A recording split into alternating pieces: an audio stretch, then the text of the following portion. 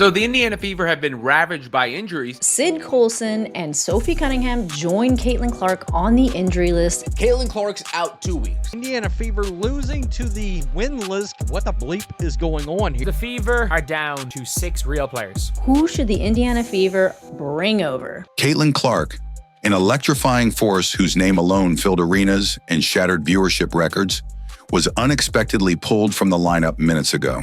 Caitlin Clark's out 2 weeks. Somebody who was responsible for 26.5% of all WNBA economic activity last season, including revenue from merchandise, ticket sales, and television. The shock rippled through every Fever fan, every sports commentator, and every WNBA addict. 1 minute, she was orchestrating offense with surgical precision. The next, she was sitting on the bench, sidelined by an avalanche of injuries that has turned Indiana's season into a living nightmare. Indiana Fever team lost against arguably the worst team in the WNBA. The reason the Indiana Fever is losing is because Caitlin Clark is out. Just because Caitlin is out, this team crumbles. This isn't just a lineup change, it's a warning flare, signaling that the team's foundation is crumbling. In the span of mere days, the Fever have lost not only their prodigious star, but also key contributors like Sophie Cunningham and Sydney Colson. So the Indiana Fever have been ravaged by injuries. Caitlin Clark was the big injury, but in the last game, Sydney Colson goes down early with a left leg issue. Sophie Cunningham late with a right ankle twist or sprain, the one that she had already hurt. The roster, once brimming with hope, is now a mere 8 strong, and 2 of those players can barely step onto the court. The Fever are down to 6 real players. They have got 8 players right now. Like, there are players on this team that they're not going to get burned in a game. As the coaching staff scrambles to cobble together a hardship contract, the league watches in stunned silence, wondering how the juggernaut built around Clark could unravel so swiftly. So the Indiana Fever going to add a player under a hardship contract, which essentially is when you don't have enough players available to have 10 on your roster. Yet beneath the chaos, one truth remains unshakable. Caitlin Clark is the heartbeat of this franchise and, by extension, a pillar of the entire WNBA. Her benching isn't merely a strategic move, it's a stark reminder of how fragile even the brightest star's universe can become when her supporting cast collapses. Just superstar player Caitlin Clark is out as well with a quad strain. Who's going to be the point guard? How did they get in this situation? What the hell is they going to do? In the next chapters, we'll dissect how this meltdown happened, why the Fever are spiraling without their true leader, and what it means for the future of women's basketball. Type CC100 if you're a real Caitlin Clark fan. And just last night, once again, the Indiana Fever only had 4 points in transition buckets. The game before that, again, without Caitlin Clark, 0 points in transition buckets. Every single player on this Indiana Fever team has been taken out of rhythm. Just 2 minutes ago, when Caitlin Clark returned to the bench, the arena gave a collective gasp, a mixture of disbelief and a silent plea for the situation not to be as dire as it seemed. Clark, the face of the Fever and arguably the most electric player in the WNBA, had been pressed into service despite carrying a nagging quad strain. Caitlin Clark is the driving force behind the interest in the Fever and the interest in the WNBA. She will be out for 2 weeks minimum following a quad strain. As cameras panned to her wide-eyed stare, it became clear that this benching was not a planned strategic rest, but a reaction to a cascading crisis. The coaching staff, led by Stephanie White, recognized that without a reliable point guard to take over, Clark remaining on the floor risked aggravating her injury and further destabilizing an already fragile roster. Hopefully helps that, giving them just a couple of things that we can focus on. And we continue to really rep over the last 2 days on both ends of the floor, knowing that some players are going to be playing out of position and freeing them up to stay aggressive and just play. In the blink of an eye, the team star had gone from orchestrating a high-powered offense to sitting silent, her shooting arm folded across her chest. A stark visual of how far the Fever have fallen in mere days. All these people are calling this a super team, and they turned out to be disasters. Chemistry is real in sports, folks. And just because you put what looks like star pieces together, it doesn't mean they're going to become a cohesive unit. And I understand they barely lost the game. That's with Sydney Colson and Sophie Cunningham getting injured. And you can't count on Caitlin Clark carrying that kind of load. The decision to bench Clark did not emerge in a vacuum. Earlier, Sophie Cunningham's ankle re-injury and Sydney Colson's brutal leg twist left the Fever shorthanded at guard. With only 6 real players left who could contribute meaningful minutes, Michaela Timpson and Bree Turner nearly unplayable on offense. Kelsey Mitchell, in fact, can pass the ball. The problem is she won't. And I'm going to keep it real here. Kelsey Mitchell is a massive reason why you lost the game against the Mystics and you lost the game last night. She was 8 of 31. You're in Angel Reese territory. And the scary part is she's shooting it 15+ times. You can't be that inefficient. You will lose ball games. The front office scrambled to secure a hardship contract. Yet as earlier footage revealed, no suitable guards seemed willing or available to fill that void. The failure to anticipate this meltdown speaks to flawed roster construction, drafting for potential without accounting for the brutal reality of a 12-game season at first half. Obviously, the Fever are looking into a guard, right? Like somebody who can handle the ball. That's the position of need, of most dire need at this point in time. But 3 players have stood out. Clark's benching was not just about one body recovering. It was a glaring admission that the Fever's backcourt depth simply did not exist. Coaches effectively told Clark, "You've done enough. Now let us try to piece this together." But in doing so, they risked the ire of fans who tuned in to watch her heroic performances night after night. This is a WNBA problem, and as more and more eyeballs are watching this league, it becomes growingly an issue. The officiating feels you never have a true grasp on what it's going to be. Once the news broke, social media erupted. Fandom that had once chanted MVP at every timeout now questioned whether the Fever even respected their own generational talent. In one critic's rant, a prominent voice described the WNBA's entire success riding on Clark's shoulders. Millions of new fans, billions of dollars, came in for one player. The success of the WNBA rides on the success of the Indiana Fever and specifically Caitlin Clark. We saw the Caitlin Clark effect last season. We saw the influx of millions of new fans, billions of dollars in revenue that came to the WNBA and that was supposed to come to the WNBA this season. That statement rings truer today than ever. Without Clark driving transition buckets or baiting double teams, television cameras cut to empty seats and flat crowd reactions. Commentators lamented how the once fastest, most up-tempo team in the league had devolved into a group scrambling for answers, unable to protect their rising star. Instead of Clark driving a transition offense, viewers witnessed a stagnant half-court unit, incessantly searching for a ball handler who could calmly navigate traffic. If this injury does anything, it should be a wake-up call to the WNBA, the Players Association, the team owners, that just like that, all this fanfare, all this interest, all this newfound attention on the league can disappear overnight. But the Indiana Fever, that roadshow, the merchandise, the ticket sales, the television, the roadshow, Indiana Fever are coming to town, the scheduling conflict, that's over for the time being. This betrayal of Clark's trust stung deeply. If the league's marquee attraction could be benched not by choice but by desperation, what did that say about the franchise's long-term vision? Behind the scenes, coaches pounded the whiteboard in frantic sessions, trying to simplify an already crumbling offense. From team coaches' comments, we learned Stephanie White's exact words: "We've got to simplify our reads, give them 2 or 3 actions instead of 6 or 7 options, because we have players out of position." I think it's a little bit more calling and structure in our offense, a little less reading, so that we can kind of predetermine a little bit more. Maybe giving, 3 or 4 actions or sets that they can run, as opposed to giving them 6 or 7 options. So we simplify it that way. Who's on the floor with whom, and then same thing defensively. We'd like to get to where we can cover different players different ways. But we're going to have some players playing out of position, so we got to simplify it and just get really good at 1 or 2 things. Those instructions, normally intended to provide structure, now felt like a Band-Aid on a bullet wound. Simplify? When the Fever could barely field a true point guard without Clark in the game, the panic was palpable.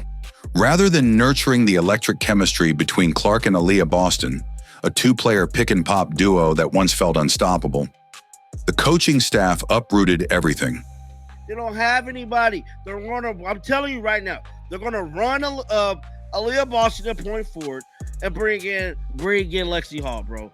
Telling you, that's what they're gonna do. Hopefully this time Aaliyah Boston don't get in foul trouble. But it don't look like they possibly gonna be signing anybody because they ain't signed nobody yet, bro. They play in a couple days, man. But Fans saw this as a betrayal. Clark had carried a quad strain for 2 weeks, played through it to keep the Fever afloat, and now was being told she simply could not help. The roster's collapse made it impossible to mask Clark's irreplaceable value.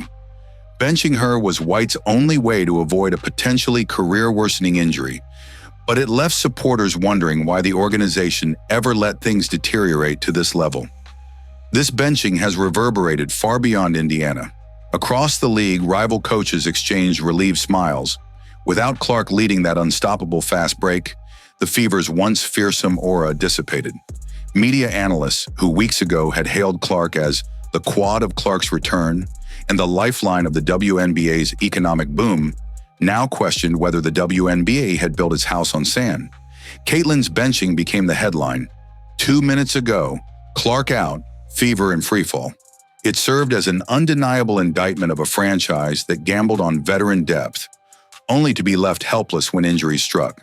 By sidelining its brightest star, Indiana crystallized its worst fear. Without proper planning and genuine respect for Clark's workload, even the most transcendent talent can be rendered powerless.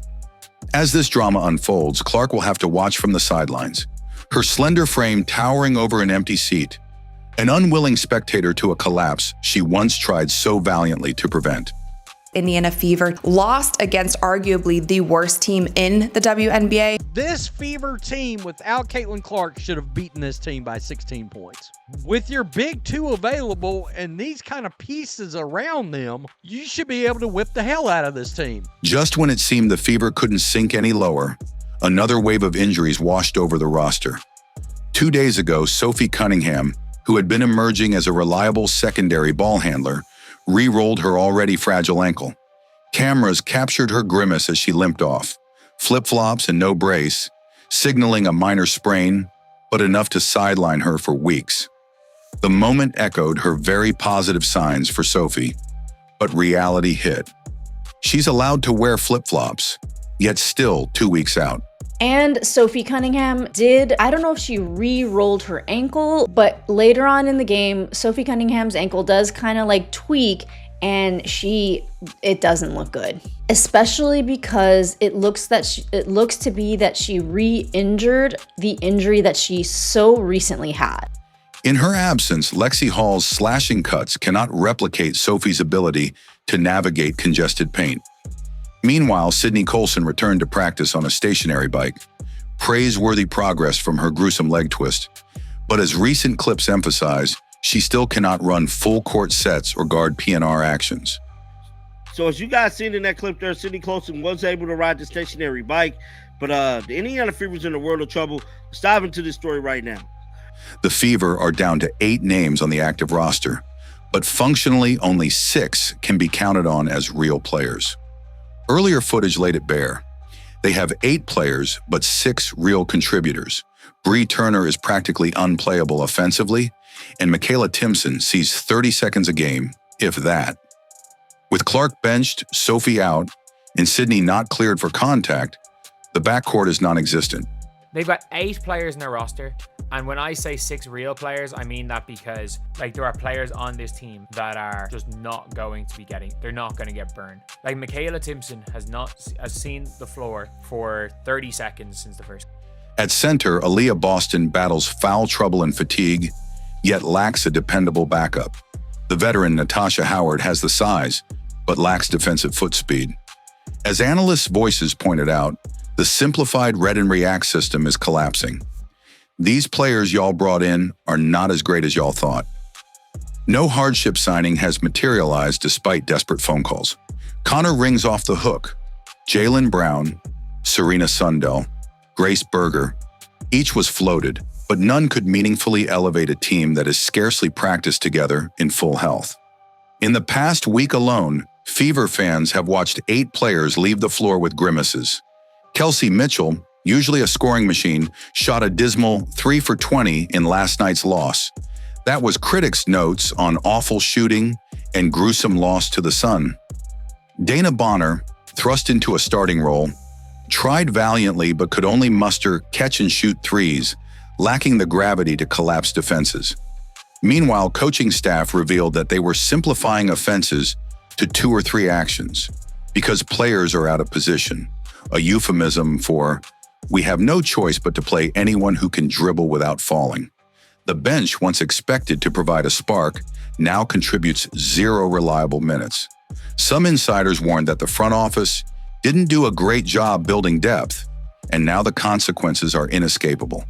And you've got DeWanna Bonner, scoring wing. You've got Bree Turner, defensive center. You got Dantas, who's playing like a defensive center this year. You've got Aaliyah Boston, center. Natasha Howard, ball hog. Kelsey Mitchell, guard. One person who has any real ability to handle the ball in the team. Indiana's medical staff is under siege. IV drip stations in the training room, MRI suites working overtime, yet still no clear timeline for Coulson or Sophie's full return. The emergency hardship window closes in 2 days. If no guard signs on by then, the Fever must play 9-on-8 against an Atlantic Division rival. The message is clear. Built around a singular superstar, Indiana's house of cards collapsed under the weight of relentless contact injuries. As the ball returns to Caitlin next game, if she's even cleared, the tragic reality remains. No one left can match her basketball IQ, her lightning-quick first step, or her court vision. This roster collapse is the perfect storm, and the Fever are drowning in it.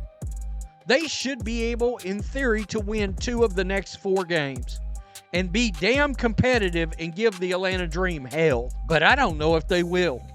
I don't know that they will because I don't know what this team is. I don't know if this team is a defensive juggernaut. It didn't show up last night. Nobody is moving the ball around. When Caitlin Clark first stepped onto a WNBA court, it wasn't just another rookie debut.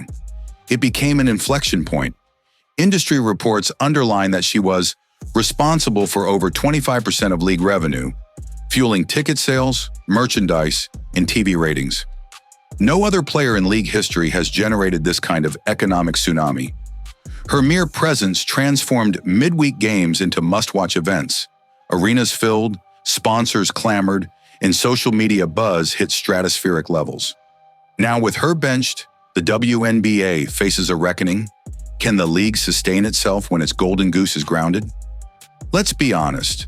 Clark's scoring burst and pinpoint passes were not just highlights.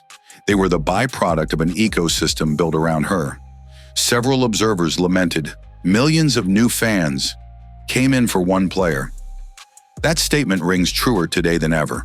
Without Clark driving transition buckets or baiting double teams, television cameras cut to empty seats and flat crowd reactions. Competing teams profited from Clark's absence. Opponents fouled more aggressively, daring the Fever to rely on lesser guards who couldn't penetrate or distribute with the same fearlessness. It isn't just a franchise in trouble. It's the entire WNBA at a crossroads. Those messages expose team management's confusion. We are on pins and needles, and we don't have answers either. If the Fever can't protect and optimize their once-in-a-generation talent, how many other teams can boast an identity beyond their home market? Clark's benching amplified a crucial truth. She wasn't just the Fever's quarterback. She was the league's trophy asset, the magnet for every young fan dreaming of a triple-double. Now the question looms. What happens to those dreams if the WNBA can't rally around the very player who made them possible? In sidelining Clark, Indiana didn't just bench a player. They momentarily dimmed the entire league's bright new star. It's the Caitlin Clark disrespect. And what I mean by that is you've got somebody who is obviously the most popular player in basketball. You got somebody that I would argue may be a top 5 most popular athlete in the United States of America. All right. You got this athlete in a league that nobody's been watching, never turned a profit, and your system is broken against that team. As the final horn approaches and the dust settles, one reality stands out. When Caitlin Clark isn't on the floor, everything fractures. The Fever's collapse, from a team brimming with potential to a squad gasping for survival, underscores a simple truth. The organization underestimated the demands of building around a transcendent talent. Clark's benching, born from necessity, has exposed a franchise lacking contingency plans and teetering on the edge of irrelevance. No amount of simplification, hardship signings, or mid-season lineup experiments can substitute for her court vision or gravity-inducing presence. Looking ahead, there is still a path to redemption, but it requires urgent, decisive action. First, the Fever must treat Caitlin not only as their centerpiece, but as the league's diamond, protecting her health, ensuring she has trustworthy teammates, and crafting an offense that accentuates her strengths. Second, the front office must overhaul its roster construction philosophy. Relying on aging veterans and depth players who cannot shoulder a half-court offense only creates Moneyball moments of desperation. Instead, target versatile two-way guards who can learn from Clark's brilliance while offering viable backup minutes. More broadly, the WNBA has to reckon with the volatility of building around a single superstar. Clark's extraordinary draw has revealed both the league's promise and its peril. If franchises fail to create sustainable ecosystems, nurturing young talent, balancing guard rotations, and investing in sports science, the next time a phenom goes down, the house built on her back will crumble even faster. Who had appeared in 185 consecutive games between her career at Iowa and her time with the Indiana Fever. 139 games with the Iowa Hawkeyes. She never missed one. Ultimately, this crisis is bittersweet. Bitter because fans tuned in for Cinderella-like performances and found heartache instead. Sweet because it illuminated how vital a player like Clark is to the sport's future. As Caitlin eases back onto the court, her eyes burning with determination, she carries more than the Fever's hopes. She shoulders the expectations of an entire league riding its preeminent talent. If the Fever heed this wake-up call, they can rebuild stronger. If not, they risk losing the very star who once put them on the map. Either way, when Clark returns, her impact will echo louder than ever, reminding everyone that in the WNBA, she isn't just a player. She is the spark that ignites it all.